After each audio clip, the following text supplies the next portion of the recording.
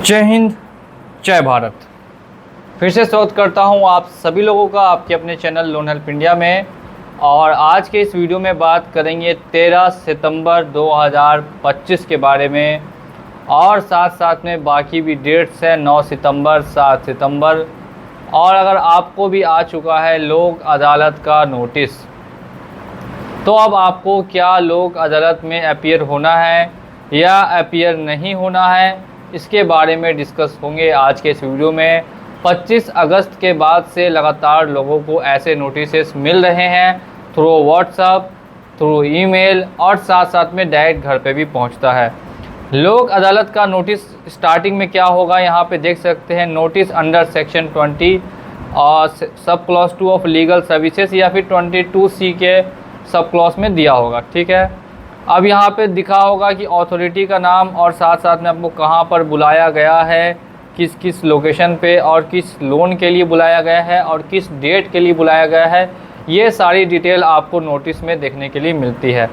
Starting में तो सबसे पहले कस्टमर की डिटेल आपको देखने के लिए मिलेगी, उसके बाद किसने प्रपोज़ किया है उस बैंक का नाम मिलेगा। जैसे कि आप देख सकते हैं यहाँ पे ICICI बैंक लिमिटेड का नाम मिल रहा है, और साथ साथ में ये ICICI बैंक की ऑफ़िस कहाँ पे है उसका भी एड्रेस दिया है।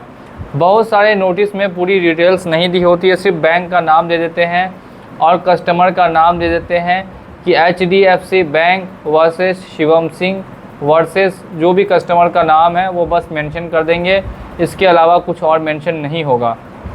सबसे लास्ट में जो ये सील है ये सबसे इम्पॉर्टेंट है, जिससे ये साबित होता है कि सच में लोक अदालत में आपको बुलाया गया है कि नहीं बुलाया गया। ये देख सकते हैं यहाँ पे स्टाम्प लगा हुआ है, मुंबई सब urban district legal services authority Mumbai.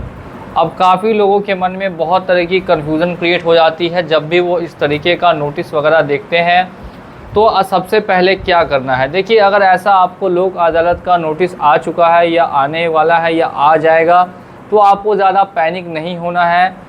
यहाँ पे डेट देख सकते हैं दिया हुआ है सैटरडे 13 सितंबर 2025 और 10:15 पे एट फैमिली कोर्ट मुंबई और new administrative building B wing Bandra Kurla complex में बुलाया जा रहा है। तो क्या अब आपको जाना चाहिए कि नहीं जाना चाहिए यहाँ पे, किस चीज़ के लिए? तो 65,000 रुपये के क्रेडिट कार्ड के लिए ICICI बैंक के साथ। आखिर यहाँ बुलाना अगर नहीं गए तो क्या होगा? देखिए सबसे पहली चीज़ मैं आपको बता दूँ, जाना या ना जाना वो डिपेंड करता है आपकी कंडीशन के ऊपर। अगर आपकी इच्छा है लोन को क्लोज़ करने की, लोन को सेटलमेंट करने की, अगर आप इच्छुक हैं कि जल्द से जल्द लोन को हम क्लोज़ कर दें या लोन को सेटलमेंट कर दें, तो आप लोक अदालत में बिल्कुल ही शामिल हो सकते हैं प्रक्रिया में। यहाँ पे आपको ऑफ़र मिलेगा सेटलमेंट करने के लिए 50%, 40% तक का, और किसी किसी केस में 30% तक का भी ऑफ़र करते हैं। इससे कम का ऑफ़र ज़्यादातर आपको देखने के लिए नहीं मिलता। अगर आप लोक अदालत में जाकर एग्री कर देते हैं कि आपको सेटलमेंट करना है, तो फिर आपको करना ही पड़ेगा। और अगर आप लोक अदालत में नहीं जाना चाहते हैं, तो उसका सिंपल सा सॉल्यूशन है कि या तो इस नोटिस को आप इग्नोर कर दें पूरी तरीके से, या फिर दूसरा ये है कि आप अपनी तरफ से एक लेटर या एक नोटिस बैंक को प्रोवाइड कर दें कि आप उस डेट पर अवेलेबल नहीं हो पाएंगे, कुछ आपके साथ इमरजेंसी वर्क है या इम्पॉर्टेंट मीटिंग है या मेडिकल इशू है जिस वजह से आप वहाँ नहीं पहुँच पाएंगे। जो भी बातें हैं वो आप नेक्स्ट अगर लोक अदालत होती है उसमें करना चाहते हैं, या फिर आप डायरेक्ट कॉल के ज़रिए उनसे संपर्क करना चाहते हैं, या फिर सीधे उनसे लोन को सेटल करने के लिए कुछ टाइम लेना चाहते हैं। ऐसा कोई भी रिस्पॉन्स आप अपनी तरफ से उनको कर सकते हैं, और या फिर आप इसको बिल्कुल भी इग्नोर कर सकते हैं। दोनों आपके पास ऑप्शन अवेलेबल है। अगर बड़ा अमाउंट का लोन है तो आप एक उनको ज़रूर से ज़रूर इंटीमेशन दे दीजिए कि भाई आपके पास पैसा नहीं है और साथ साथ में आपकी तबीयत भी सही नहीं है, तो आप अभी आ नहीं पाएंगे।